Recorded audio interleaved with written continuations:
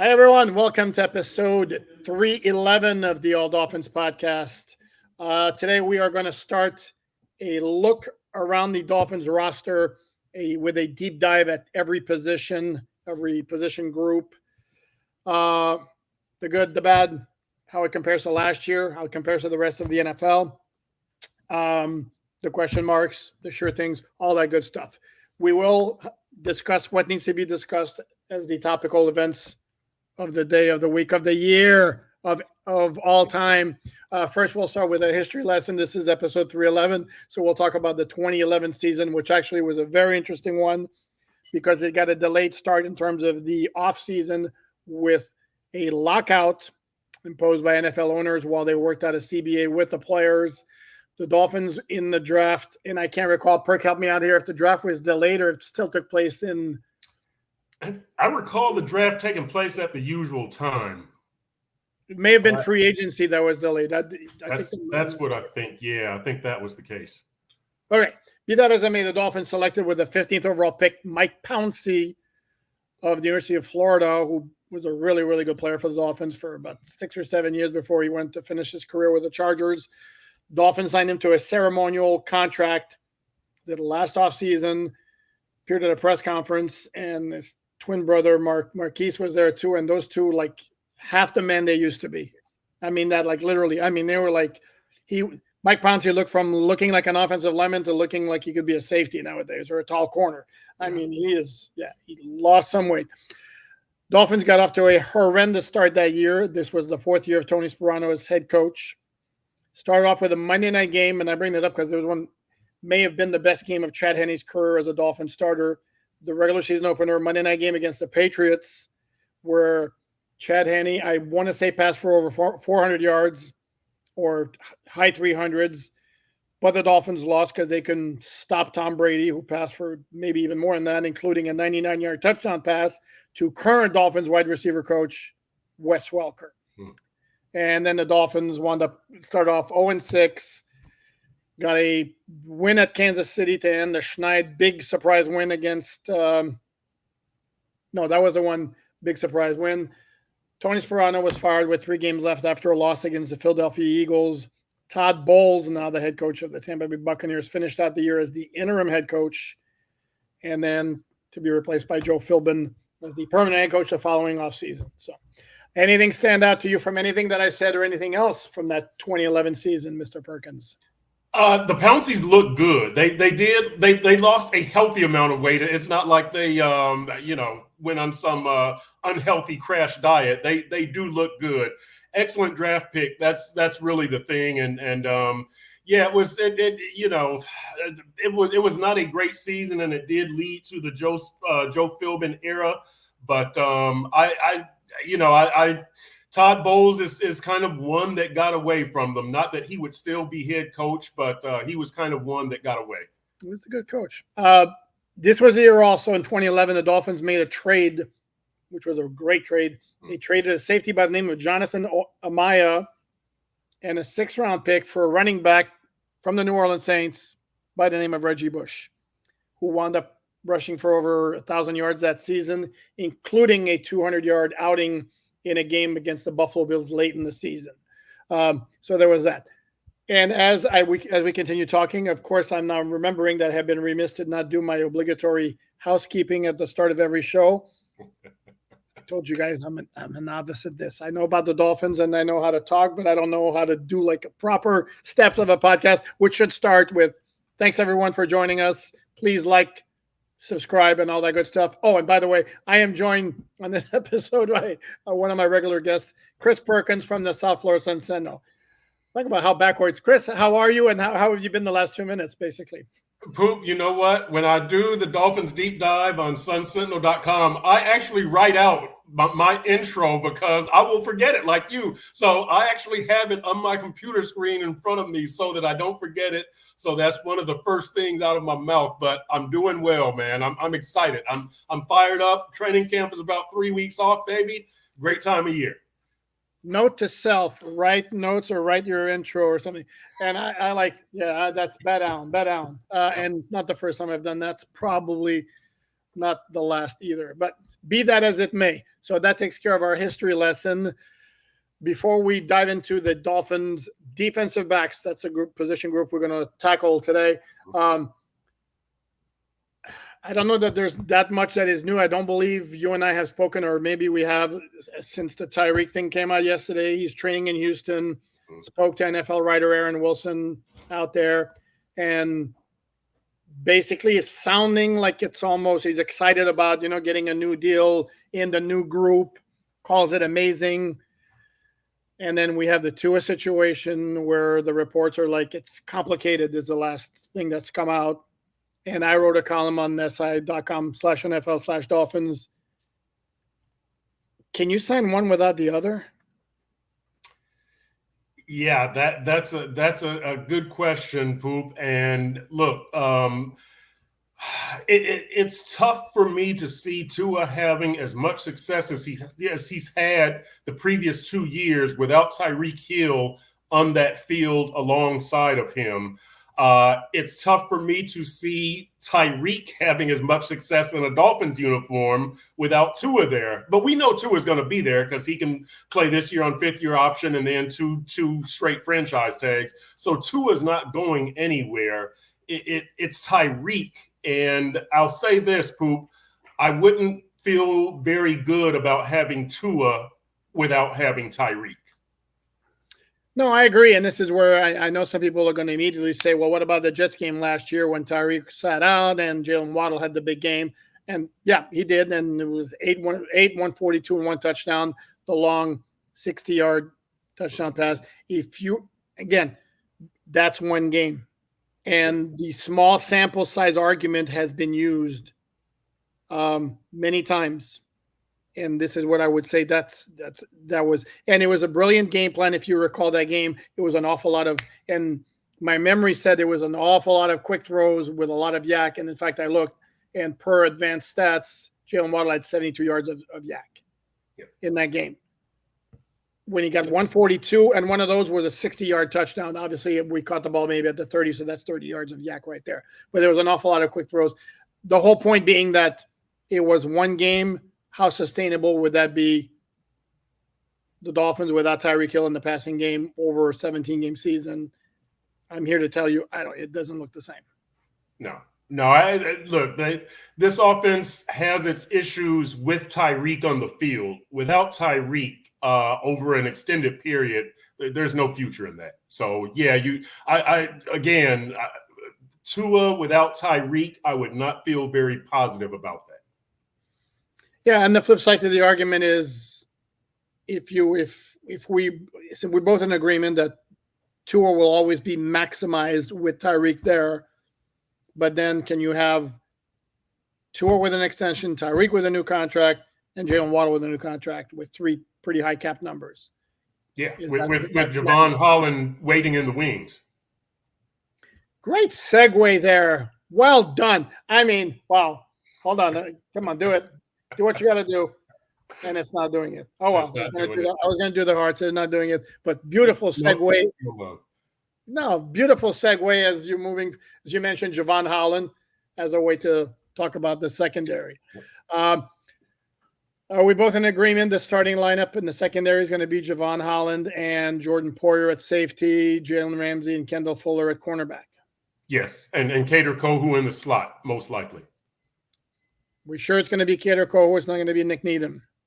I say most likely. Sounds like you're 50-50 or worse.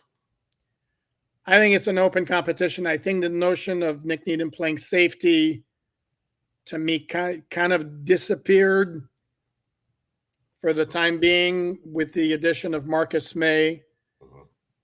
And I could see the Dolphins opening with 5D in the nickel and the 5th DB being Marcus May. I easily could see that, as opposed to the 5th DB being either Kader or Nick Needham. Well, I'll say this. I like this secondary, the way it's constructed with the 4 starters that we mentioned. We'll see who's in the slot. I think it'll open. I think Kader gets the first shot at it, put it that way.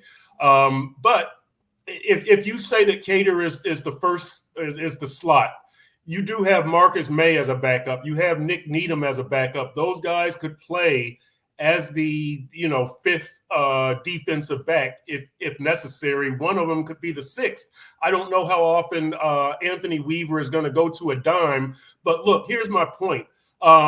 You're well stocked in this secondary, right? Jalen Ramsey can make plays. Kendall Fuller, we think, can make plays. That's what he did in Washington. Jordan Poyer made plays in Buffalo. Javon Holland has made plays here. Holland and Poyer can both blitz. They can both play in the box. They can both play deep. Jalen Ramsey as a chess piece moving around the field does you so much good because it reduces your amount of worry against the better wide receivers. So I really like what they have here physically and talent wise, and I'm really excited about the potential scheme wise. I agree. Would you agree? I think Jalen Ramsey, based on his resume, based on the fact that I don't know that I want to say he was vocal, but it was kind of pretty obvious he didn't like being pigeonholed at one spot last year. Mm-hmm. And if we're going under the assumption that he's going to be given a lot more leeway or a lot more variance in his role in the secondary, can we agree? I see him as, you want to talk about players on the spot, that you better have a great year. And I don't know that there's anybody on defense maybe who jumps out at me as much as Jalen Ramsey.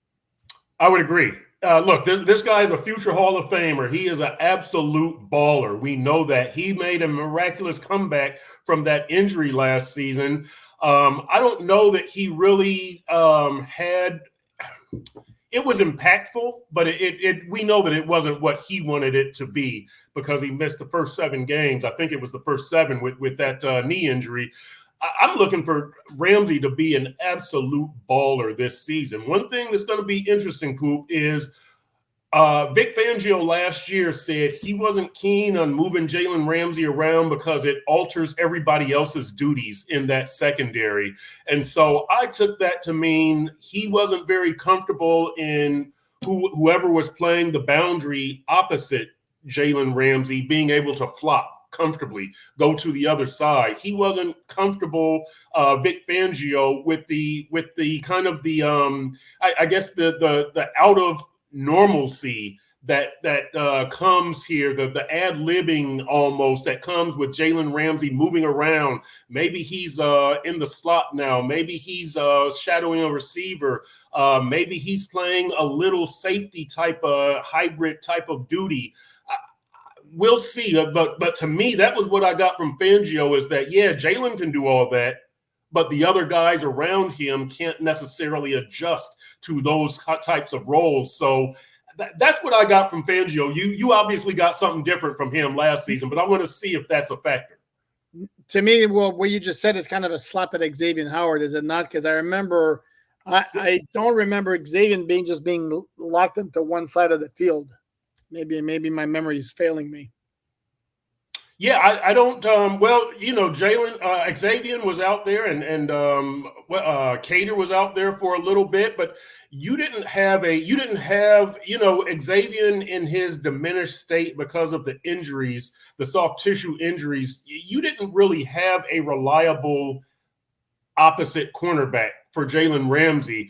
I thought really the thing with, when you had Jalen Ramsey and Xavier Howard out there, even with X in his kind of regress state due to injury, if X just made up one play, now that quarterback is thinking, oh, now I got to deal with X and Jalen Ramsey.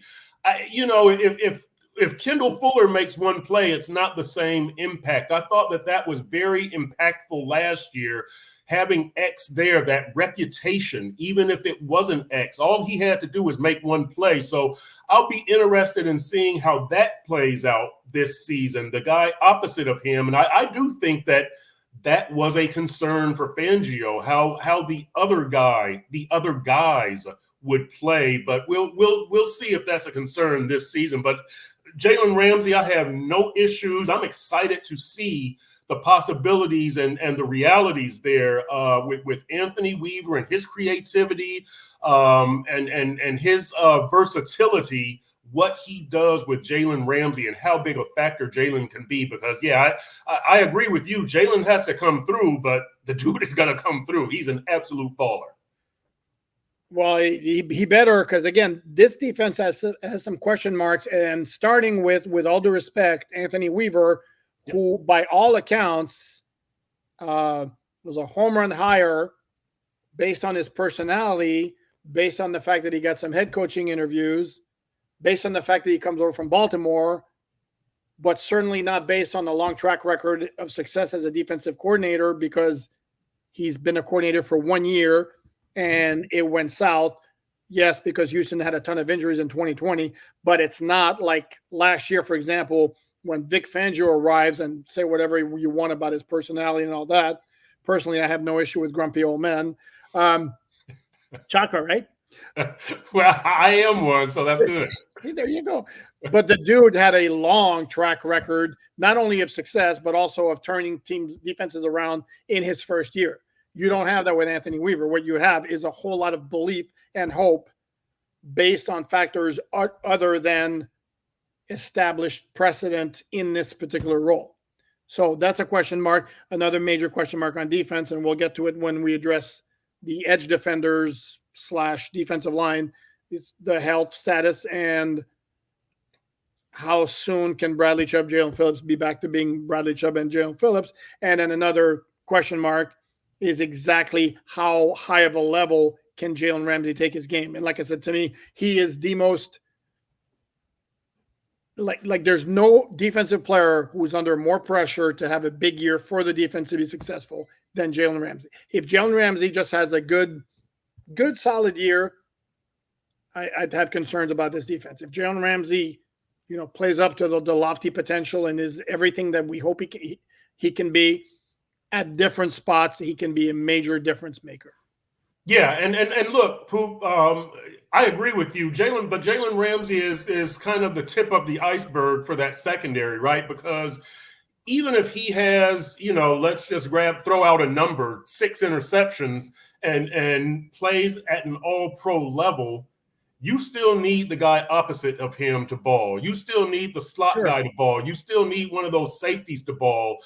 Again, just off the top of my head, the secondary, I would say it's a top 3 strength position on this team, right? Wide receiver, secondary, and then maybe running back collectively. But the secondary is a strong position group.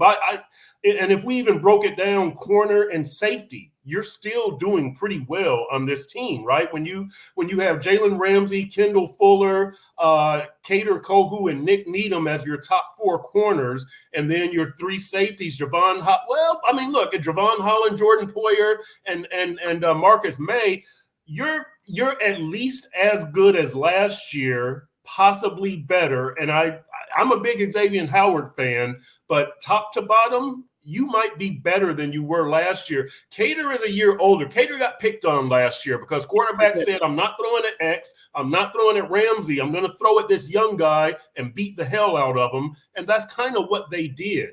Kader is a year older. I expect Kader. I really like Kader. I think he's going to be a long-time NFL starter. I don't know how many Pro Bowls he's going to, or, I'm not predicting All-Pro Hall of Fame, but he's going to be a solid, reliable NFL player. And I think his improvement is going to start this year. He had an outstanding rookie year, as considering he was undrafted, got in there, played with a broken thumb for part of the year.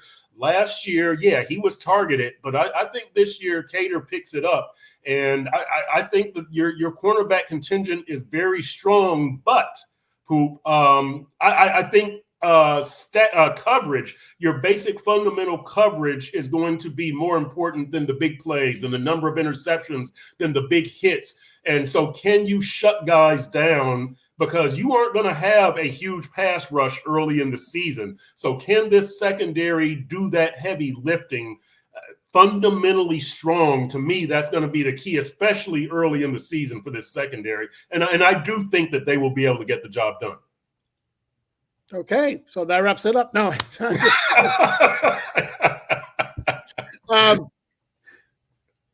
trying to digesting everything you just said. You're higher on Cater than I am. I need to see it. I'm hopeful that he will bounce back because I didn't necessarily love what I saw last year. This is why I think Nick Needham, when he has played in the slot, when he was right physically last year, was coming back from his was a torn Achilles as well.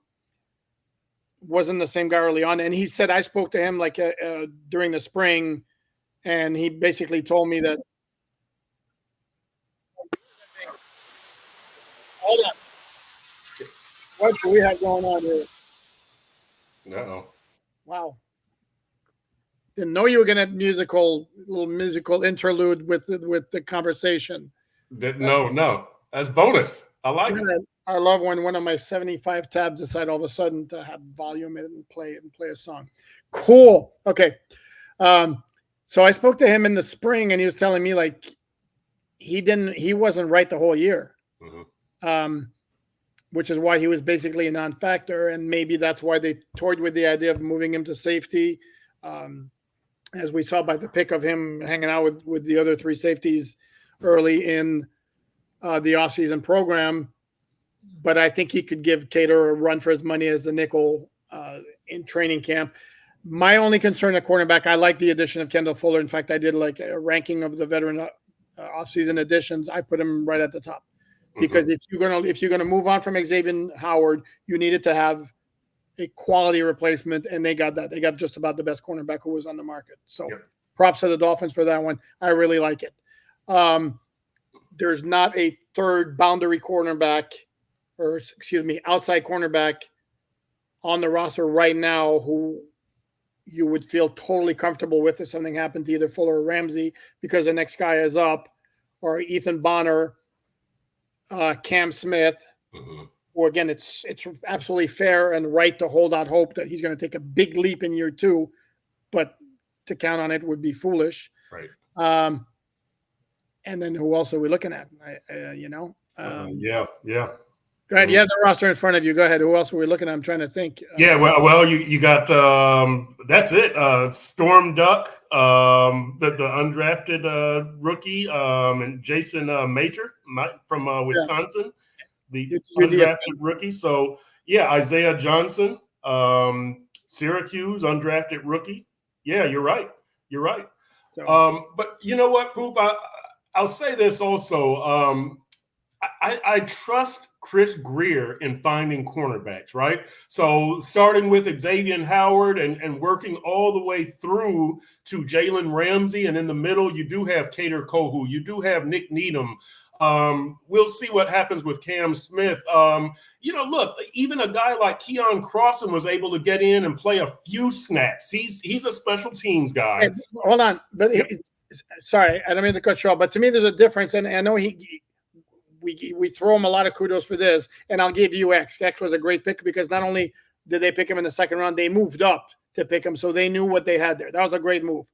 But I think we may be giving too much credit at times when he finds a rookie free agent just because a guy makes the roster. If he becomes serviceable, like Nick Needham, he's in the NFL for 5 years now, or is going to be 6 years. So big props for finding him as a rookie free agent. But by the same token, has Nick really been the difference maker on defense? Cater, good job, had a solid rookie season. Great job finding him as a rookie free agent. Is he really a difference maker? So this is where I kind of think, No, listen, I'm not, let's not overstate it. Chris Grier hasn't found, Hall of Famers. He's found serviceable NFL players. Look, the formula is Xavier Howard and Jalen Ramsey and Tyreek Hill and Tua and Jalen Waddle, they win games. Cater and Nick Needham and Cam Smith fill in the gaps. And I think that from that standpoint, Chris Grier has done a good job with these corners that, again, you did get your two studs, right, in Jalen Ramsey and Xavier Howard. And in between there, you did a nice job of filling in the gaps. Cornerback has been a fairly reliable position for the Dolphins in the Chris Grier era. Wasn't against Tennessee last year, was it? Oh, well, hey, you're cherry picking though. You're cherry all right. picking. Well, You listen and listen when you had Byron Jones, like that didn't work out at the end, but I like Byron Jones. I'm one of the few who thinks he actually had a pretty good run in Miami before the injuries, obviously. Right. Yeah. I mean, so what I'm saying is I'm giving Chris Greer a little latitude. No, Nick Needham might never make a Pro Bowl. No, Cater Kohu might never make a Pro Bowl. But these guys have NFL staying power, and I think that accounts for a lot. You can't hit a home run every time. You need a couple of singles, maybe a seeing eye single, and I give Chris Greer a good amount of credit for that at the cornerback position. How about a broken bat single? That works too. As long get on base, baby. Get on base. There you go. We need base runners. Moneyball. That's it. That's it. So we focused on the cornerbacks. At safety, give me your percentage on the likelihood Javon Holland gets a new deal before the start of the regular season, as opposed to having to play in the final year of his contract. Boy, I would say 2%, right? I mean, that low? I don't, man.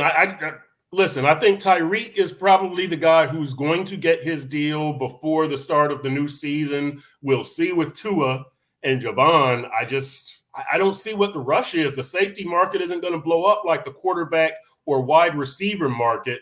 You would like to have Javon Holland back, but maybe you wait and see what Jalen Phillips does, right?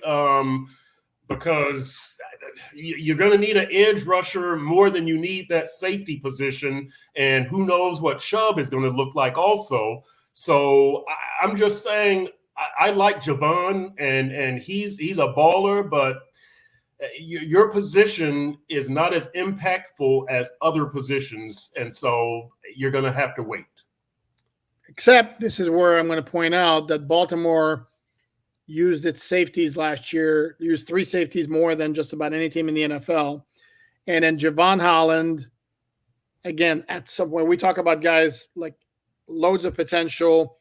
He is insanely highly regarded around the league and the national media. Mm-hmm. To me, more so, with all due respect, and his production so far has justified. Yep. But he's still very young. He's still a guy with what appears to be a very high ceiling. And you mentioned Jalen Phillips. The Dolphins have him on the 5th-year option for next year, so I don't know that there's as much urgency there. I think, my percentage is a lot higher than yours. I mean, I have him as 50-50. Wow. Yeah, because I think they want to keep core pieces of their defense in place. And I think this is a guy that they see who they want for their defense for a long time. So I do think, and he's another guy, because the Dolphins would be justified in holding off on it based on the fact that, you have this really, really high ceiling, but we haven't quite seen it yet.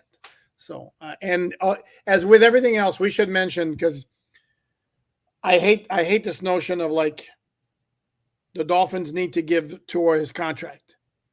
The Dolphins need to give Tyreek Hill his contract. The Dolphins need to give Javon Holland his contract. It's two sides, gang. Mm-hmm. It's not as simple. Why is it not that Tua is the one who needs to come down and accept what the Dolphins are offering? Why is it that Tyreek Hill doesn't need to accept what the Dolphins are offering? It's a negotiation. It takes two sides. And that's the thing that's going to happen with Javon Holland as well. So,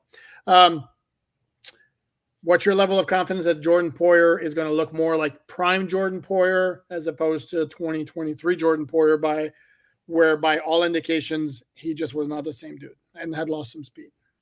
Jordan Poyer's got to show me. And Poop, they're relying on a few 30-somethings at key defensive positions, right? Jordan Poyer, Shaq Barrett, Calais Campbell. But we're talking about Jordan Poyer here. 34 years old, I believe. A lot of years, a lot of miles. Quality player, but that's just not the NFL formula for success. Getting 30-something-year-old free agents that have an injury history and expecting them to play 17 games and be healthy for the playoffs, That's not the formula for success. Now, it might happen, and the Dolphins might get lucky, but I'm not going to put my money on it. I think getting Marcus May is a smart way to hedge your bet just in case. But I really, really, really like the Jordan Poyer pickup. I just hope that he's healthy enough to be impactful. Yeah, and I like it. I liked it from the start because it cost him practically nothing. Number two, because of the intangibles he's going to bring. Yep. Like the dog in him, and also the leadership quality, and it could be a mentor to Javon Holland. Maybe he helps Javon Holland get to that next step that we talked about. And then as you mentioned, hedging their bet by adding Marcus May, I thought was brilliant. Yeah. Love that combination. You do make a very good point about relying a lot on some 30-somethings. And invariably, the law of averages suggests that one of those guys, if not more, is going to break down and not last a whole year. The best case scenario, obviously, is you catch a break and they all last. The worst case scenario is they all get injured. But again, if you're looking at a team that's a contender, and you're looking at a whole bunch of one-year contracts as well. So I don't have an issue with going for it, especially in the case where you're not spending a whole lot of money on that guy. Go ahead. Let me ask you this, Poop. So when this secondary, and I'm trying to set up the quarterbacks they're going to face. That's where I'm leading here. Okay. So you have to face Aaron Rodgers twice. You have to face Josh Allen twice in your division. Who knows what Jordan Love is going to be, but you're facing him, Green Bay on Thanksgiving night, right? C.J. Stroud late in the season. How is this secondary, do you think, going to hold up against, when you consider that right, Josh Allen is a running and passing threat, and Aaron Rodgers can just pick you apart? This defense needs to have a little versatility, some smarts. It needs to be able to adjust on the fly. Do you have any insight or thoughts on how they'll be able to do that? Yeah, and you forgot also facing the 49ers and Deebo Samuel and Brandon Ayuk, because, yes, he's going to stay with the 49ers, my prediction, and then George Kittle and Christian McCaffrey. Yep. No, there are some tests on the schedule. Yeah. I am cautiously optimistic. I think there's a lot of unknowns with this Dolphin defense.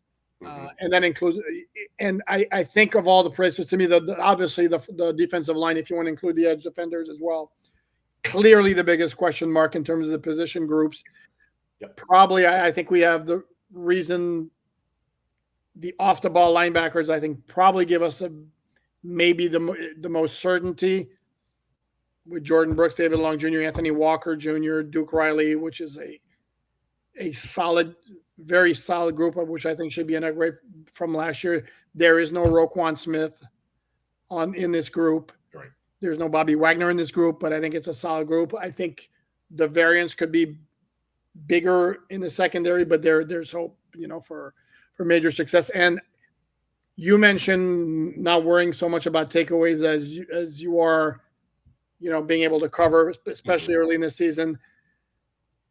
I like those takeaways, because I remember when the Dolphins were really good on defense, it was 2020 and 2021. They were really good at taking the ball away. Mm-hmm. I want to see that, especially if we're looking at a guy like Jalen Ramsey, get those picks, Javon Holland, get those picks. That's what gets safeties paid. So, but I think overall it is a good group. Last thing for you, Poop. This regards Anthony Weaver and Mike McDaniel. Does Mike McDaniel know what he wants in a defensive coordinator? This is the third in 3 years, right? Josh Boyer to Vic Fangio, now to Anthony Weaver. Does McDaniel know what he wants in a defensive coordinator? Should McDaniel have his hands on that defense? And if this defense does well, Poop, would you be concerned that Anthony Weaver departs for a head coach job? Or is it like, that's fine, just do well this year with that defense, which is my school on that one? Yeah, to me, it's basically go year to year. I mean, don't not hire a guy because you know what, we might lose him in a year. Right, okay, right. So I'm not buying that. And yeah, I think Mike McDaniel is a little bit south of Adam Gase when it comes to his dealings with the defense. If you remember, Adam Gase literally would go on the bench and draw plays while the Dolphin defense would be on the field. Mike McDaniel is not quite to that extreme, but it's also, that's your group. I got the offense. Yeah. But I think what he wants, obviously he wants results, but I think more than anything else, I think he wanted somebody more aligned in his overall philosophy of how to deal with players. And you want to talk about not being on the same page as far as that's concerned. You had Mike McDaniel over here, and I'm pointing to my head, and you had Vic Fangio pointing much lower. I mean, there was like kind of a gap in the way they believe in dealing with players. So they got that going, and that I think as much, I don't want to say as much as anything else, but that played a big role in Weaver being the man to be hired for the DC job. Yeah, I like Mike McDaniel's approach to, you're the head coach of the defense. I don't know anything about defense. I don't care about defense. I'm not going to stick my nose in it. You handle it. I think that's a smart approach. That's an insightful approach. That's a mature approach. Stay in your lane, Mike McDaniel. You're the offensive guy. I like what McDaniel does there. The fact that this is a third defensive coordinator, well, Vic was a great hire. I think Anthony Weaver is a really good hire. It's wait and see, as you said, and I agree with you. It's wait and see, but it's a good hire. And I think that it's smart for McDaniel to let Anthony Weaver be the head coach of the defense. You don't need to stick your nose in that, especially if you're not comfortable doing it. So I applaud McDaniel. That it shows that his ego is in the right place, right? I don't have to walk around like I'm in charge of everything. I'm going to hire good people and let them do their jobs. Correct. And it goes again with everything that we know about Mike McDaniel, the way he does things. What I would tell you is the Vic Fangio hire was a great one in terms of what he brought, X's and O's. My only thing with Vic Fangio is, if we all can agree that it was a bad fit because Fangio's style is so different than that of McDaniel and the way he deals with players, like, didn't you know that beforehand? I mean, did it come as a major shock to anybody that Vic Fangio was a grumpy old guy? So that was a bizarre one. And then the whole thing with the DCs was weird, from retaining Josh Boyer in 2022 to bringing in Vic Fangio in 2023, when all the smoke signals were that the Dolphins wanted Vic Fangio before that. Yep. And then last year, before Fangio came here, all the smoke signals were that he wanted to go into Philly instead. Yep. But probably had given the Dolphins his word that he was going to sign with them, and wound up coming here, I guess, I don't know if I want to say begrudgingly, but kind of not his first choice, really. And Fangio himself said that during his press conference with the Eagles. So from that standpoint, it was a weird hire. And maybe, again, you're looking based on the fact that he got head coaching interviews after last year. If the Dolphin defense kicks ass, does he get a bunch of people knocking on his doors again? And we're going to be looking at the same thing again with a fourth different defensive coordinator in 4 years.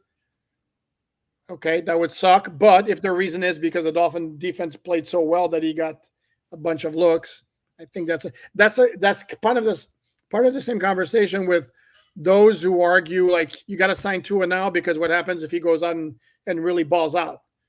Well, if he goes out and really, really balls out, that means the team's going to do a lot better and advance far in the playoffs. It's a price that the Dolphins should be happy to pay. Yep. I agree. And look, let me close with the secondary by saying this, Poop. I do expect this unit to come out fast and come out strong, because there's no reason for them not to, right? If you're, if you're the defensive line, say, and you don't have Wilkins and you might not have Phillips and you might not have Chubb, okay, I understand that you might start out slow. These DBs,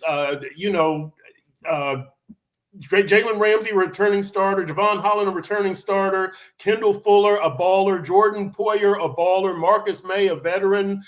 There's no excuse, really, aside from injury, for these guys not to come out full stride, first game out. Well, not full stride, impactful. First game out and continue to make plays all throughout the year. That's what I expect, and that's what we should see. They're good enough to do that. And interesting along those lines that the first two teams they face, their top wide receivers, their projected top wide receivers, likely will be rookie draft choices. Yes. Ryan Thomas Jr. for Jacksonville, and Keon Coleman for Buffalo. Now in week 3, you got to deal with DK Metcalf, Tyler Lockett, and Jackson Smith, JSN. I forgot. I know I probably Ohio State and Jigba. Right. I know I messed it up too. And Smith and Jigba, or anyway, the Seattle threesome is really, really, really good. But for the first 2 weeks, it's rookie draft pick and lesser known players. So, the stage is set for the Dolphins secondary to get off to a good start. Regardless of quarterback, you're dealing with Trevor Lawrence and Josh Allen the first 2 weeks. Anyway, so that's going to wrap up our conversation about the secondary. Hope you have enjoyed this deep dive into the secondary. We will continue with those outlooks, state of the position, so to speak, in the lead up to the start of training camp. Maybe we'll attack the quarterback position next time. That's always going to be a fun one. Or maybe we'll do something else. You'll have to tune in and check in. Thanks, everyone, for watching. Again, please like, subscribe. A big thank you to my man, Chris Perkins from the South Florida Sun-Sentinel. You can find his work at sunsentinel.com and also on the Dolphins Deep Dive podcast, which is on hiatus, I believe, Perk. Yep, it is. We'll be back. We'll do a training camp preview sometime later this month, and then be back in the regular season every week. Excellent. So on that note, thank you, Perk. Thanks, everyone, for watching, and I hope you have a good one.